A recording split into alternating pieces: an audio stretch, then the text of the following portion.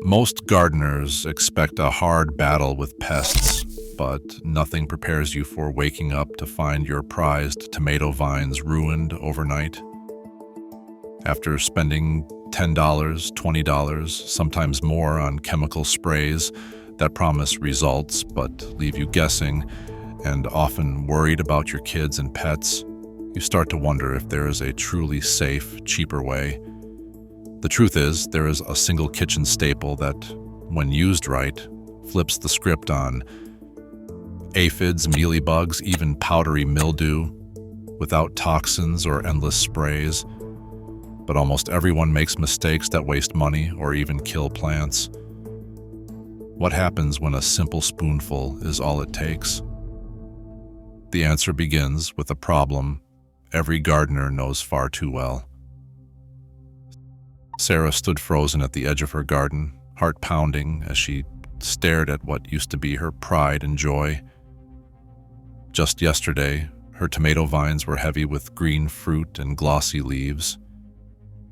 Now every stem drooped under the weight of clustered aphids, the leaves curled and yellowing, sticky with honeydew.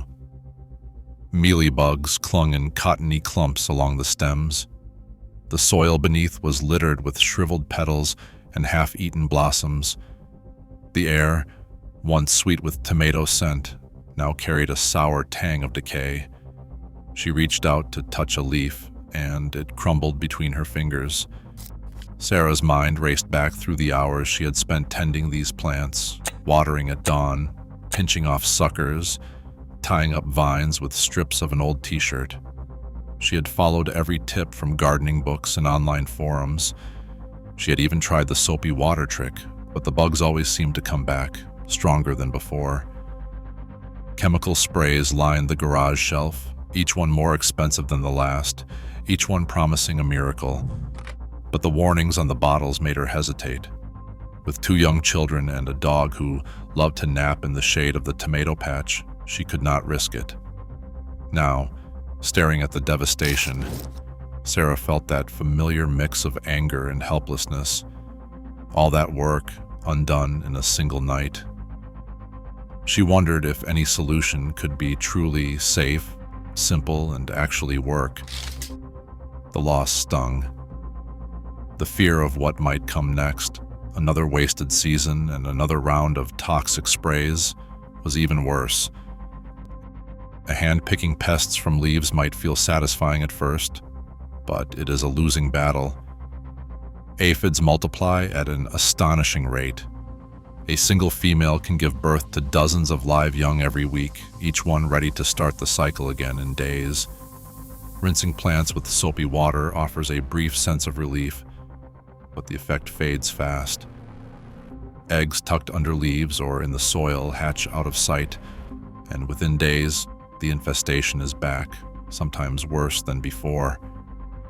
Chemical sprays promise a quick fix, but the reality is more complicated. Each bottle on the garden center shelf costs anywhere from $5 to $15, and most target only a narrow range of pests. Over time, repeated use of the same chemicals means the bugs that survive become harder to kill.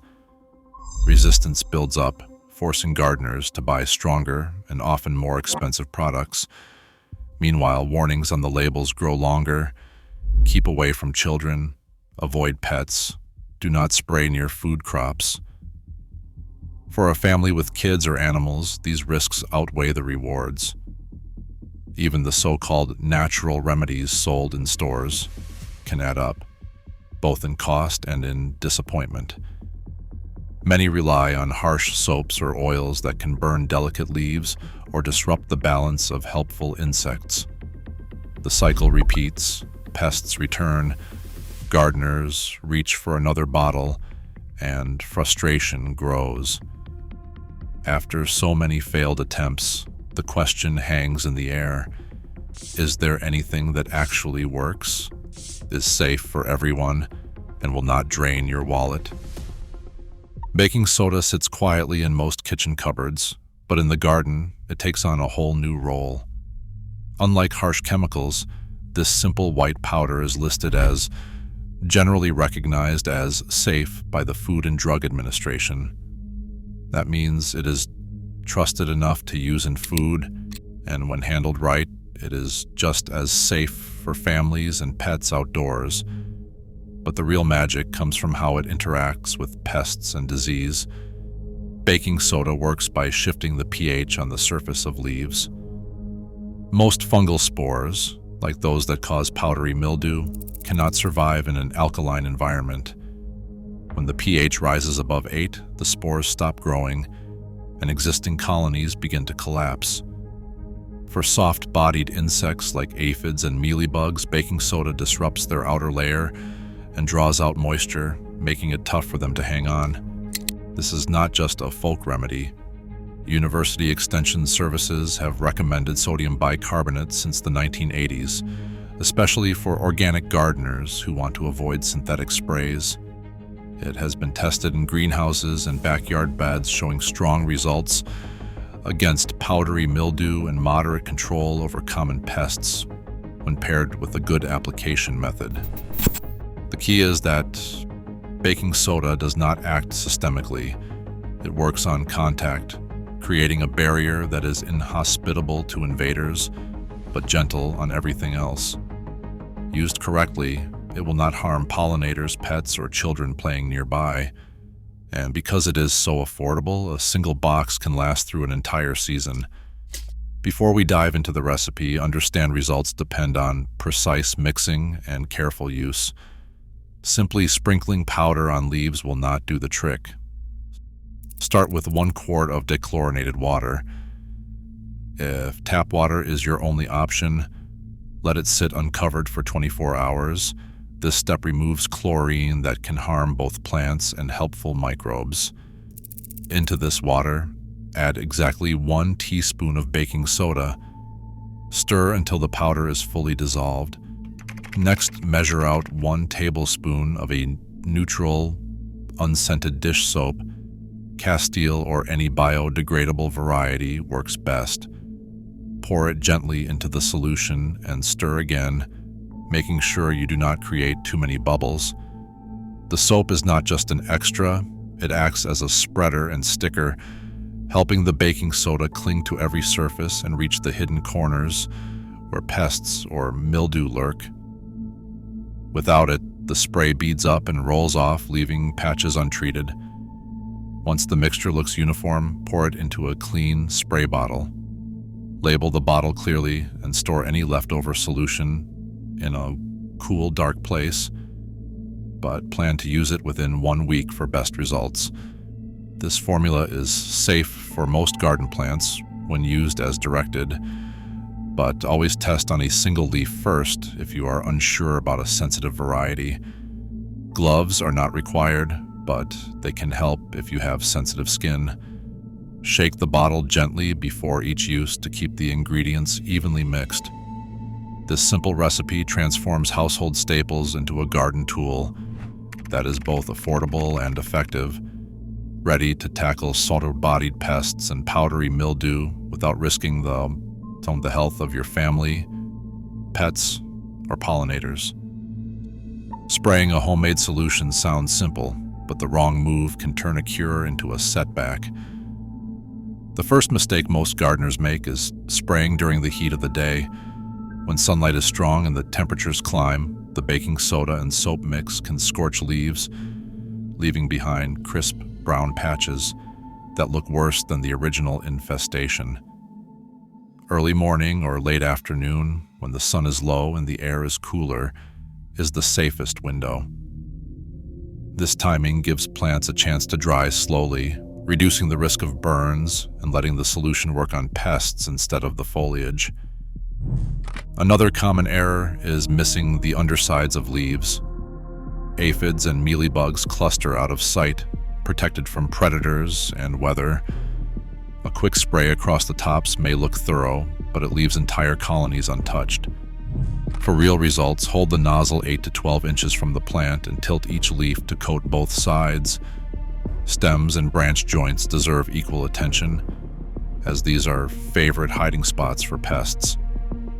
A steady, sweeping motion covers more ground and avoids runoff. The third pitfall is treating just once and expecting lasting results. Eggs and young pests escape the first round, hatching days later to restart the cycle. A single spray, no matter how well applied, rarely wipes out an infestation. Instead, stick to a maintenance schedule. Spray on day 1, then again on day 6, and once more on day 11. This cadence matches the life cycle of most soft-bodied pests, intercepting new hatchlings before they spread. For mild cases, this 3-step approach is often enough to break the cycle. In stubborn infestations, repeating the sequence every 2 weeks keeps populations in check without stressing the plants. Mastering these basics, timing, coverage, and consistency, turns a simple kitchen remedy into a reliable garden tool. With the right motion and a clear schedule, plants stay protected and pests have nowhere left to hide. Next, it is worth fine-tuning the approach for specific plant types, since not all leaves or crops react the same way to even the gentlest spray. Every garden is a patchwork of personalities: lettuce leaves thin as tissue, waxy rose petals, sturdy tomato vines, and the rough bark of fruit trees. Each reacts differently to even the gentlest spray. Pay attention to these differences. For leafy greens like lettuce, spinach, or baby kale, a lighter touch is best. Mix half a teaspoon of baking soda per quart of water, half strength compared to the standard recipe. This gentle adjustment protects delicate leaves from spotting or curling, especially when you are growing tender salad crops for the table. After spraying, rinse the greens thoroughly before eating. A quick wash under running water removes any soap or soda residue, leaving nothing but crisp, clean leaves. Safety first and always rinse. Ornamental plants, roses, petunias, and flowering shrubs can handle the full-strength solution. 1 teaspoon of baking soda per quart of water. Avoid spraying open blooms since petals are more prone to burn or discoloration. Focus on foliage and stems, where mildew and pests cluster. For houseplants and potted ornamentals, test the spray on a single leaf first. Wait a day before treating the entire plant. That simple step catches any sensitivity before it spreads. Fruit trees need a little extra care. Their leaves are tougher, but the fruit itself can be sensitive to residues. Use the full-strength spray on leaves and branches, and stop all applications at least 2 weeks before harvest. This window gives time for any soap or baking soda to break down and wash away with rain or irrigation. For trees with a history of powdery mildew or heavy pest pressure, prune away dense growth first. Better airflow helps the spray reach every surface and it cuts down on disease. When treating large garden beds or rows of vegetables, scale up the recipe. 1 gallon of solution covers about 200 square feet. A hose end or pump sprayer makes the job faster and more even. After spraying, add a layer of mulch to keep soil moisture steady and discourage new pests from moving in. Work efficiently and cover ground evenly. No matter the plant, avoid drenching the soil. But baking soda is safe when used as a foliar spray, but repeated soaking can lead to sodium buildup over time. If you garden in pots or raised beds, flush the soil with plain water at the end of the season to keep roots healthy. When in doubt, less is more. Start with the weakest solution, increase only if needed, and always watch how your plants respond. Tuning the formula for each plant type keeps your garden thriving, protected from pests, but never at the cost of growth or flavor.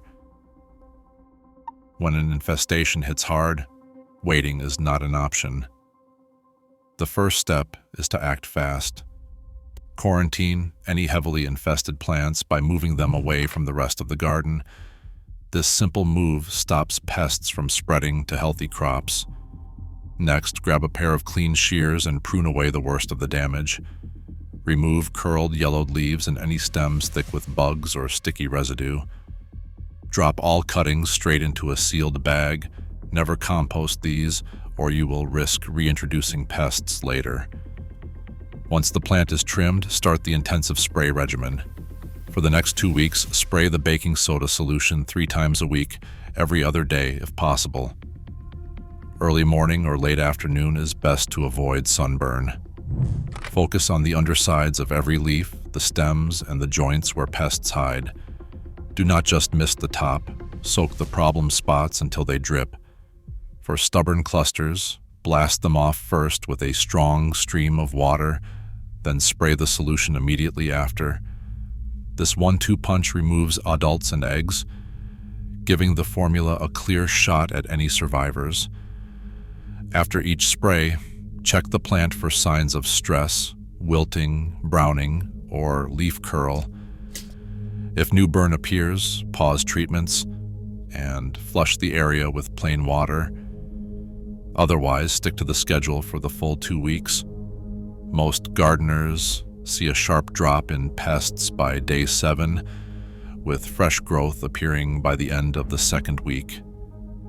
This rescue plan is all about urgency and consistency, giving infested plants their best shot at recovery without turning to harsh chemicals or risking family safety. 1 quart of homemade baking soda spray costs less than a dime, about 8 cents start to finish. Compare that to $5, $10, even $15 per bottle for store-bought pesticides, and the savings add up fast.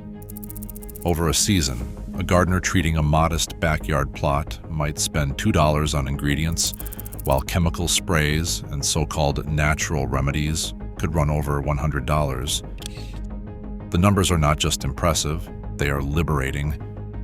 For families who want to keep their gardens thriving without emptying their wallets or risking the health of their kids or pets, this formula changes the equation. Proof is not just in the math, it is in the garden beds themselves. Sarah, who once watched her tomato patch crumble overnight, tried the baking soda spray as a last resort.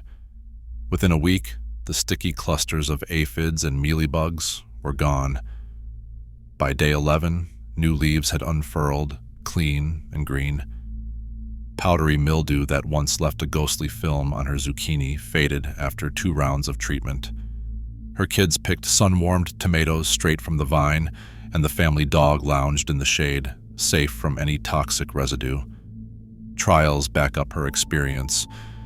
University tests report a 70 to 90% reduction in powdery mildew when using this mix on a weekly schedule. Other gardeners have shared similar stories: lush beans, spotless roses, and thriving fruit trees, all protected for pennies. The right formula, used with care, delivers both visible results and peace of mind. Every year, over 1 billion pounds of synthetic pesticides are used in home gardens worldwide. Yet safer, proven alternatives sit in our kitchens. As more families turn away from harsh chemicals, each homemade solution becomes an act of protection for children, pets, and pollinators. The future of gardening grows cleaner with every choice we make. What change will you plant next? Share your experience in the comments below.